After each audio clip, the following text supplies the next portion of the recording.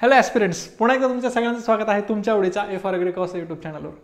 मित्रांनो, प्रत्येक यशाच्या मार्गावर जसं काही गोष्टी करणं अत्यंत गरजेचं असतं, अगदी तसंच यशाच्या मार्गावर काही गोष्टी चतुराईने टाळणं देखील खूप महत्त्वाचं असतं. कोणत्या गोष्टी करायला पाहिजेत हे सांगणारे बरेच जण आहेत, पण नेमक्या कुठल्या गोष्टी टाळायला पाहिजेत हे सुद्धा तितकंच महत्त्वाचं आहे. कुठल्या गोष्टी टाळायला पाहिजे हे खरं तर आपल्याला फक्त अनुभवातून कळू शकतं, एकतर स्वतःच्या किंवा इतरांच्या. तर मित्रांनो, MCRPG CET ही एक अशीच परीक्षा आहे ज्यामध्ये सुद्धा बरेच मुलं बऱ्याच गोष्टी नकळत चुकून करत असतात आणि त्या चुका त्यांनी न टाळल्यामुळे त्यांच्या कष्टाला हवं तसं फळ मिळत नाही.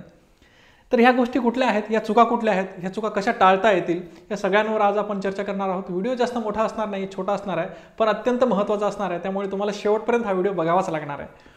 मित्रांनो नमस्कार, माझं नाव आहे सचिन वाघमारे आणि मी तुमचा फार जवळचा भाऊ किंवा सिनियर असं म्हटलं तरी चालेल. मित्रांनो, आजचा व्हिडिओ जो आहे तो अत्यंत महत्त्वाचा असणार आहे. याच्यामध्ये आपण जनरली मुलं कुठल्या चुका करतात या आपण बघणार आहोत आणि त्या कशा टाळायच्या यावर सुद्धा आपण चर्चा करणार आहोत. बघा, जेव्हा आपण अभ्यासाला सुरू करतो ना, त्यावेळेस बऱ्याच वेळा असं होतं की नेमकं आपण सुरू करतानाच चुकीचं करतो किंवा मध्यंतर आल्यानंतर सुद्धा ती चूक टाळल्या जाऊ शकते, ती आपण टाळत नाही. त्यातली सगळ्यात महत्त्वाची आणि मोठी गोष्ट म्हणजे जो अभ्यास आहे तो कसा करायचा हे आपल्याला शेवटपर्यंत कळतच नाही, की बुक वाईज अभ्यास करायला पाहिजे की सब्जेक्ट वाईज अभ्यास करायला पाहिजे. बघा, ॲग्रिकल्चरचे जवळपास 10 ते 12 विषय आहेत. PG CETची तयारी करत असताना तुम्हाला हे सगळे विषय वाचावे लागतात. Agronomy, soil science, pathology, entomology, horticulture, त्याच्यानंतर ॲनिमल हजबंडरी, डेअरी सायन्स, त्याच्यानंतर सगळे मायनर सब्जेक्ट्स जे असतील, एंटॉमॉलॉजी वगैरे सगळ्या गोष्टी. ठीक आहे. तर ह्या सगळ्या गोष्टी वाचत असताना मित्रांनो, बऱ्याच वेळा असं होतं की आपण स्पेसिफिक काही पुस्तकांकडे वळतो, जी पुस्तकं फार फेमस आहेत, जी पुस्तकं सगळेजण वापरतात. ऑब्व्हियसली ते पुस्तकं आपण वाचायला पाहिजे. जसं की अरुण कात्यायन सरांचं fundamentals of agriculture volume 1, volume 2 आहे, किंवा नेमराज सुंदर सरांचं आहे, किंवा आपलं टॉपर्सच्या नोट्स आहेत, किंवा आपल्या नारायण नागरे सरांच्या नोट्स आहेत, पुस्तक आहे. तर ही सगळी जी पुस्तकं आहेत ही सगळे ॲबस्ट्रॅक्ट बुक्स आहेत. ॲबस्ट्रॅक्ट बुक्समध्ये या पुस्तकांमध्ये सगळ्या विषयांचं थोडं नॉलेज आहे आणि हे जे नॉलेज आहे किंवा हे जे पुस्तक आहेत हे सगळेच जण वापरतात. ऑफकोर्स ते वाचायला पाहिजेत, काय अडचण नाही. बट मुलं असंही करतात की फक्त एक पुस्तक वाचण्यापेक्षा या 4-5 पुस्तकांपैकी काही 2-3 पुस्तकं ते चोखंदळतात किंवा ते 2-3 पुस्तकं जे आहेत ते वाचतात. मग हे 2-3 पुस्तक वाचत असताना मुलांचं कन्फ्युजन होतं किंवा नकळत ते कन्फ्यूज न होता ते डायरेक्ट एक पॅटर्न फॉलो करत जातात, जो की कदाचित चुकीचा असू शकतो किंवा तो पॅटर्न बरोबर असेलही कदाचित, पण त्यातून जे प्रोडक्टिव्हनेस जो आहे तुमचा, तुम्हाला जी फलप्राप्ती व्हायला पाहिजे, तुम्हाला जी मार्क्स मिळायला पाहिजेत ते मिळत नाहीत. त्याचं एक कारण म्हणजे ते पुस्तक जे आहे ते चुकीच्या पद्धतीने वाचलं जातं. म्हणजे एखादं पुस्तक जर तुम्ही वाचत असाल तर कंप्लीट ते पुस्तक वाचण्यापेक्षा, कंप्लीट ते पुस्तक start to end, from first page to last page ते पुस्तक वाचण्यापेक्षा माझं असं मत आहे किंवा सिनियरचं असं मत आहे किंवा आमचा अनुभव असा आहे की एक पुस्तक पूर्ण वाचण्यापेक्षा तुम्ही जर सब्जेक्ट वाईज वाचत गेलात तर ते जास्त तुम्हाला फायद्याचं ठरतं. किमान पहिली रीडिंग जी आहे तुमची फर्स्ट रीडिंग, ही फर्स्ट रीडिंग जर तुम्ही बुक वाईज दिली तरी काय अडचण नाही. ठीक आहे, नवीन पुस्तक असतं आपल्या हातात पडलेलं, आपल्याला एक्साइटमेंट असते, आपल्याला एक पुस्तक संपवायचं असतं. एक पुस्तक संपलं म्हणजे आपला कॉन्फिडन्स वाढतो आणि एक पुस्तक संपलं म्हणजे आपणही काहीतरी करतोय असा फील आपल्याला येतो. त्यामुळे फर्स्ट रीडिंग जी आहे ती तुम्ही बुक वाईज जरी दिली तरी चालेल. कात्यांचं पुस्तक असेल ती पूर्ण केलं, नंतर सुंडाचं पुस्तक पूर्ण केलं, नंतर तुम्ही नारायण नागरे सरांचं पुस्तक तुम्ही पूर्ण केलं, असं आपण कन्सिडर करू. ह्या 3 पुस्तकांच्या बाबतीत आपण बोलूया. ठीक आहे. तर आपण हे पुस्तक फर्स्ट रीडिंगमध्ये आपण एक पूर्ण टॉप टू बॉटम पुस्तक, फर्स्ट टू लास्ट पेज आपण कंप्लीट केलं. ठीक आहे, काही हरकत नाही. फर्स्ट टाइम रीडिंग करताय, काहीच अडचण नाही. बट सेकंड आणि थर्ड रीडिंग जी आहे तुमची, म्हणजे रिव्हिजन रीडिंग जी आहे ती तुमची, ती सेकंड आणि third reading any how subject wise व्हायला पाहिजेत. सेकंड अँड थर्ड रीडिंग जी आहे तुमची, या दोन्हीही रीडिंग तुमच्या सब्जेक्ट वाईज व्हायला पाहिजेत. का सब्जेक्ट वाईज व्हायला पाहिजेत? कारण फर्स्ट रीडिंगमध्ये तुम्हाला सिलेबसचा आवाका आलेला असतो, कोण्या विषयामध्ये काय महत्त्वाचं आहे, काय दिलेलं आहे, मॅटर कसं आहे, काय नाही, या सगळ्या गोष्टी तुम्हाला कळून जातात. कोणता विषय वाचायला किती वेळ लागतोय, काय नाही, ह्या सगळ्या गोष्टी कळून जातात. ठीक आहे. आणि बुक वाईज वाचल्यामुळे तुमच्याकडे कॉन्फिडन्स येतो. बट जेव्हा तुम्ही बुक वाईज वाचता तेव्हा फर्स्ट पुस्तक वाचता, सेकंड वाचता, थर्ड वाचता, हे थर्ड जेव्हा संपवता तेव्हा हे फर्स्ट संपून किमान 2 महिने झालेले असतात, म्हणजे मोर दॅन 60+ डेज झालेले असतात. मला चांगलं माहिती आहे हे पुस्तक वाचायचं म्हणजे आपण काय लगेच 4 दिवसात 8 दिवसात वाचणं, ते काय कादंबरीचे पुस्तकं नाही आहेत, राईट. ॲग्रिकल्चरचे पुस्तक आहे, त्यामुळे तुम्ही ते आरामशीर वाचता आणि फर्स्ट पुस्तक वाचून थर्ड पुस्तक आणि फर्स्ट पुस्तक याच्यामधला तुमचा गॅप जो आहे तो जास्त असतो. मग याच्यामुळं पहिल्या पुस्तकात वाचलेलं तुम्हाला फार मिनिमम 5 ते 10% गोष्टीच लक्षात राहतात. मग अशा वेळी काय करायचं, सेकंड रिडिंग थर्ड रिडिंग ही तुम्ही सब्जेक्ट वाईज द्यायची. फॉर एक्झाम्पल ॲग्रॉनॉमी घेताय तर ॲग्रॉनॉमी तिन्ही पुस्तकातून वाचायचं. ठीक आहे, ॲग्रॉनॉमी कात्यायनमधून वाचायचा, ॲग्रॉनॉमी सुन्नामधून वाचायचा आणि नंतर ॲग्रॉनॉमी जो आहे तो नारायण नागरेच्या पुस्तकातून वाचायचा. याच्यामुळं काय होईल, सगळ्यात महत्त्वाचा फायदा काय होईल, ॲग्रॉनॉमीचं कात्यायनमध्ये काय दिले, सुन्नामध्ये काय दिले, नारायण नागरेमध्ये काय दिलं, याच्यामध्ये ॲडिशनल पॉईंट कोण्या पुस्तकामध्ये आहेत, कोणत्या पुस्तकामध्ये जास्त दिले, कोण्या पुस्तकामध्ये एखाद्या गोष्ट जास्तीची दिली आहे, वेगळी दिली आहे, ह्या गोष्टीची तुम्हाला लगेचच लिंक लागून जाईल. हा पहिला फायदा होईल. दुसरा फायदा असा होईल, ॲग्रॉनॉमी कात्यायनमध्ये, सुन्नामध्ये आणि नारायण नागरे सरांमध्ये तिन्ही पुस्तकांमध्ये 80% सेमच असणार आहे. काय वेगळं असणार आहे काय, राईसचं कल्टिवेशन कात्यायन तेच सांगितले, सुन्नाने तेच सांगितले, नारायण नागरेने तेच सांगितले. ठीक आहे, ओके. किंवा कुठलेही वेदर अँड क्लायमेट असेल की ॲग्रॉनॉमीचे कुठलेही कन्सेप्ट असतील, इरिगेशन असेल, ह्या 80% सिलेबस या तिन्ही पुस्तकामध्ये सेम असेल. त्यामुळे इनडायरेक्टली तुम्ही ॲग्रॉनॉमी कात्यायन, सुंडा आणि नारायण नागरे ह्या 3 पुस्तकातून वाचल्यामुळे ॲग्रॉनॉमी तुमचं ॲट अ स्ट्रोक 3 वेळा रिवाइज झाले. किती? 3 वेळा तुम्हाला ॲट अ स्ट्रोक 3 पुस्तकामधून वाचल्यामुळे 80% सिलेबस हा तुमचा काय झाला, जागेवर रिवाइज झाला. सो कमीत कमी वेळेमध्ये तुमचं जास्तीत जास्त चांगलं रिव्हिजन झालं. याच्यामुळे काय झालं, एक तर 80% सिलेबस कात्यायन, सुंडा, नारायण नागरे याच्यातून कॉमनली डबल वाचल्यामुळे 3दा रिवाइज झाला. ठीक आहे, पहिली ही रिडिंग, दुसरी ही रिडिंग, याच्यामुळं तुमचं एका विषयाचं 3 ते 4 वेळा रिव्हिजन झालं. त्यामुळं काही सब्जेक्टच्या, काही कन्सेप्टच्या, काही गोष्टींच्या लिंक लागायला लागल्या. या विषयात काय आहे, या पुस्तकात काय आहे, या पुस्तकात काय आहे, आणि ती लिंक लावल्यामुळे ते तुम्हाला लक्षात ठेवायला सोपं झालं. ठीक आहे, कालच्याच व्हिडिओत मी सांगितलं की लिंक लावणं किती महत्त्वाचं आहे. जर तुम्ही पाहिले नसतील कालचा व्हिडिओ आपला, कमीत कमी लेस एफर्ट्समध्ये मोर मार्क्स कसे मिळवायचे किंवा डिस्कशन कसं करायचं, तर ह्या गोष्टी खूप महत्त्वाच्या आहेत.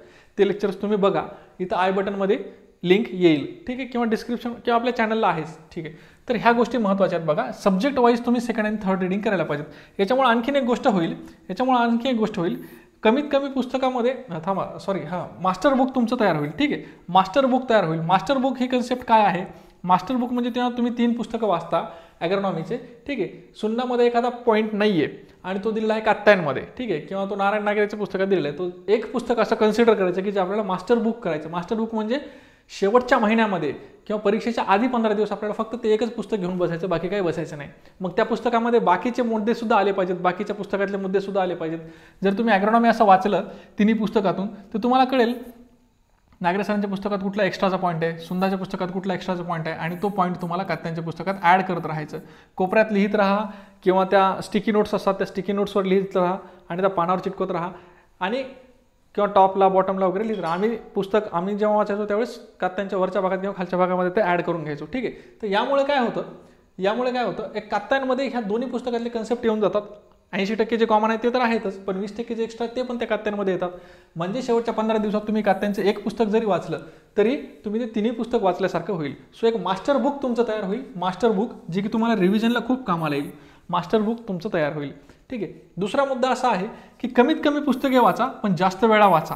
ठीक आहे, 5 पुस्तक वाचू नका, 6 पुस्तक वाचू नका, 3च वाचा, पण ते जास्त वेळा वाचा. ठीक आहे, 2दा कमीत कमी 3दा, मी कालच्या व्हिडिओमध्ये सांगितलं की कमीत कमी 3 रिव्हिजन झाले पाहिजेत. या कन्सिडरनं तुमची स्ट्रॅटेजी डेव्हलप झाली पाहिजे.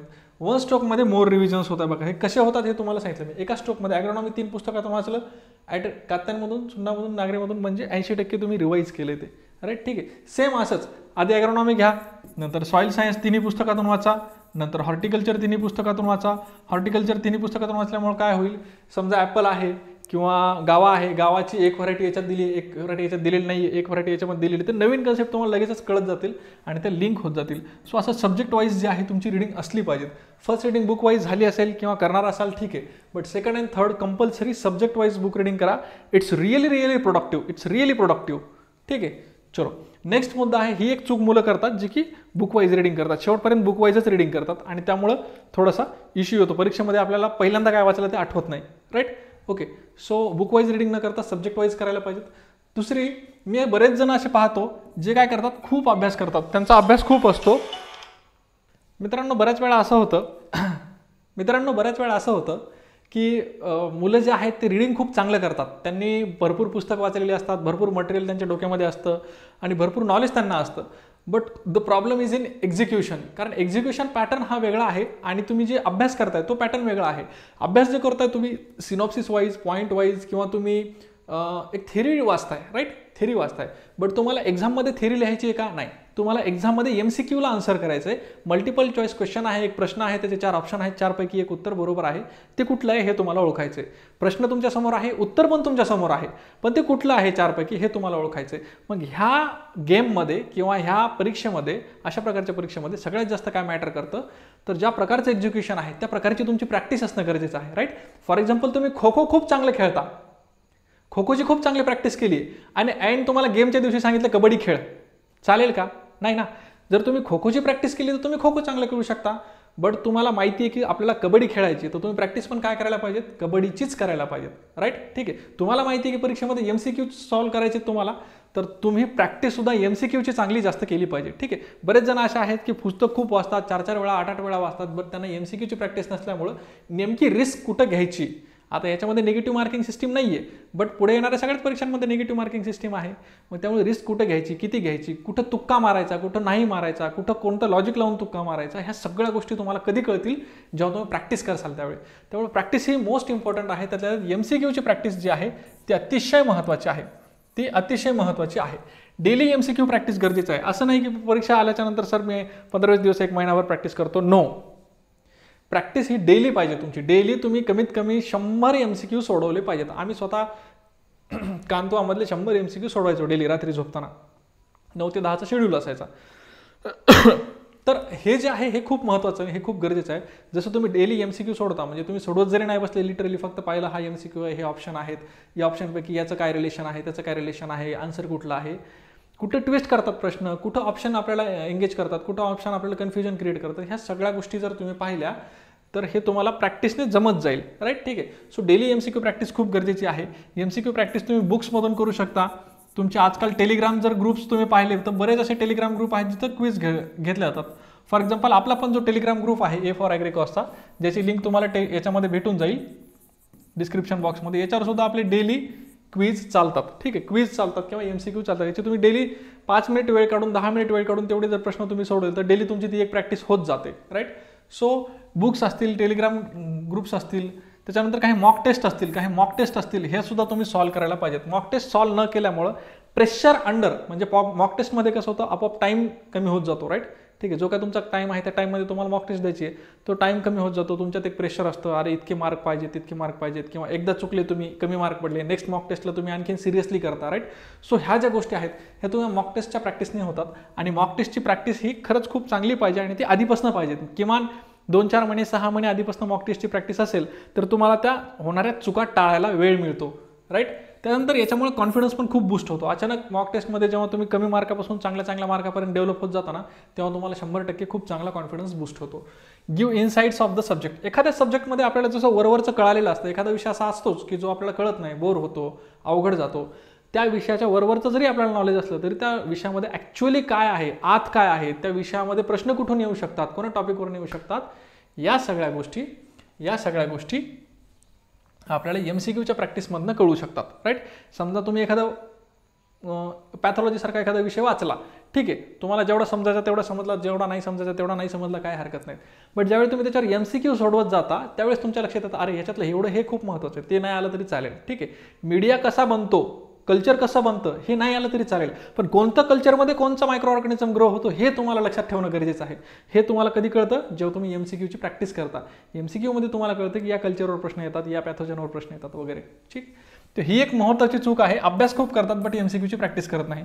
पहिली चूक बुक वाईज की सब्जेक्ट वाईज, दुसरी चूक MCQची प्रॅक्टिस, आणि तिसरी चूक आणि सगळ्यात महत्त्वाची चूक जी आहे ती आहे आपण फक्त रिडिंग करतो, फक्त रिडिंग, ओनली रिडिंग, आणि त्यातही रँडम रिडिंग करतो. आज काय कात्यांचं पुस्तक आणलं, उद्या काय सोंडाचं पुस्तक आणलं, परवा काय आज ॲग्रोवन पेपर वाचतो, यार करंट अफेअर विचारलं जाऊ शकतं, किंवा परवा काय अरे ॲग्री इंजिनिअरिंगचे प्रश्न आहेत, ॲग्री इंजिनिअरिंगचं काहीतरी घेऊन बसलो, किंवा असं रँडम काहीतरी तुमचं चालत असतं, which is really not fair.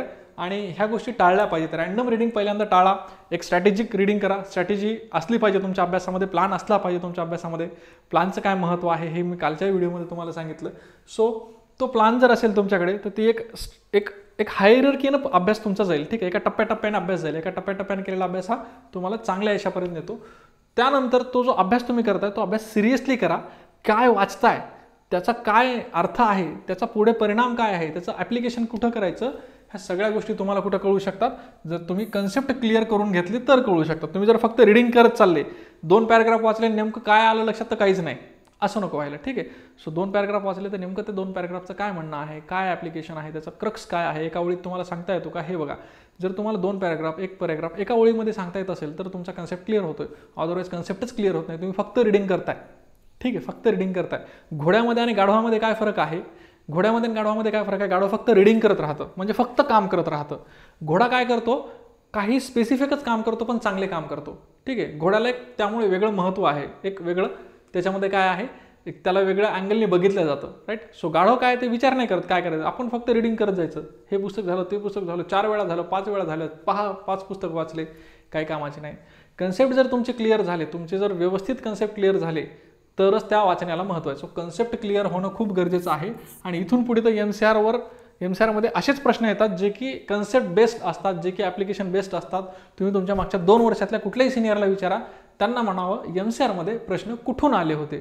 कोणीच नाही सांगू शकणार की हे पुस्तकामधून आले होते की त्या पुस्तकातून आले होते. ते सगळे प्रश्न ॲप्लिकेशन बेस्ड होते. जर तुमचा कन्सेप्ट क्लिअर असेल, तुम्हाला माहिती असेल त्याचं एक्झिक्युशन कसं करायचं, त्याचं ॲप्लिकेशन कुठं करायचं, तरच तुम्ही त्या प्रश्नाचं उत्तर देऊ शकता. अदरवाईज तुम्हाला असं 1 लायनर किंवा ह्या पुस्तकातून प्रश्न त्या पुस्तकातून प्रश्न येणं फार कमी झालेलं आहे. सो कन्सेप्ट क्लिअरिंगवर तुमचं खूप महत्त्व गरजेचं आहे. त्यानंतर avoid random reading. Random reading तुम्ही आत्तापासून तुम्ही बंद करायला पाहिजे. ठीक आहे. Revision helps to fill up loopholes. Revision एक खूप गरजेचं आहे. कन्सेप्ट क्लिअर करताना बऱ्याच वेळा असं होतं, आपण एखादं पुस्तक वाचतो आणि त्यावेळेस आपल्याला ते कळत नाही. दुसऱ्यांदा जेव्हा वाचतो आपण तेव्हा अरे यार हा मुद्दा आपण वाचलो होतो मागच्या वेळेस, पण आपल्या लक्षात नाही आला त्यांना काय म्हणायचं नेमकं, आहे की नाही. बऱ्याच वेळा होतं ना असं, बऱ्याच वेळा होतं ना. सोचो मत ले लो, तुम्हाला लिहून दाखवतो. ठीक आहे. एक कन्सेप्ट, सोचो मत ले लो. आता हे 3 शब्द आहेत. ठीक आहे. आता कुणी कसं वाचल, सोचो मत ले लो. ठीक आहे. किंवा कोणी काय वाचल, सोचो मत ले लो. शब्द तेच आहेत पण त्याचा अर्थ बदलतोय. सोचो मत ले लो निगेटिव्ह आहे, सोचो मत ले लो पॉझिटिव्ह आहे. हे तुम्हाला कधी कळेल, तुम्ही जेव्हा पुन्हा पुन्हा वाचाल तेव्हा लक्षात येईल की याला नेमकं काय म्हणायचं. राईट. तसं तुम्ही जेव्हा पुन्हा पुन्हा रिव्हिजन करसाल ना तेव्हा तुमच्या लक्षात येईल की नेमका तो कन्सेप्ट काय आहे, नेमका तो कन्सेप्ट काय. जेव्हा तुम्ही रिव्हिजन कराल ना त्यावेळेसच ते लूप होल्स तुमच्या डोक्यामधले मिसअंडरस्टँडिंग, तुमच्या डोक्यामधले जी कॉम्प्लेक्सिटी आहे ती कमी होईल. So revision is also important to clear the concepts. So हे खूप महत्त्वाचं आहे. या प्रकारे जर तुम्ही अभ्यास केला, या 3 मिस्टेक व्हिडिओमध्ये सांगितलेलं जर तुम्ही अवॉइड केला तर 100% सक्सेसपासून तुम्हाला कुणीही नाही थांबवू शकत. तरीही जर काही अडचण वाटायला लागली, सर आमचं आणखीन एक ही अडचण आहे, ती अडचण आहे, काहीही वाटायला लागलं तर तुमचा भाऊ इथं रेडीच आहे तुमच्या व्हॉट्सअपच्या मेसेजला आन्सर करायला. ठीक आहे. सो या नंबरवर तुम्ही व्हॉट्सअपचा मेसेज करू शकता आणि तुम्हाला उत्तर मिळून जाईल. तुम्ही सगळ्यांनी हा व्हिडिओ शेवटपर्यंत पाहिला त्याबद्दल खूप खूप धन्यवाद. व्हिडिओ आवडला असेल तुम्ही तुमच्या एमसीआरच्या ग्रुपमध्ये नक्की शेअर कराल, तुमच्या कॉलेजमध्ये, तुमच्या कॉलेजच्या ग्रुपमध्ये नक्की शेअर कराल अशी अपेक्षा आहे. आणि आपल्या चॅनलला सुद्धा लाईक, शेअर, सबस्क्राईब वगैरे तुम्ही कराल. आपले इंस्टाग्राम पेज आहे, आपलं टेलिग्राम चॅनल आहे, दोन्हीच्या लिंक आपल्या डिस्क्रिप्शन बॉक्समध्ये आहेत, तुम्ही जॉईन कराल आय थिंक. चलो, थँक्यू सो मच मित्रांनो. Thanks a lot.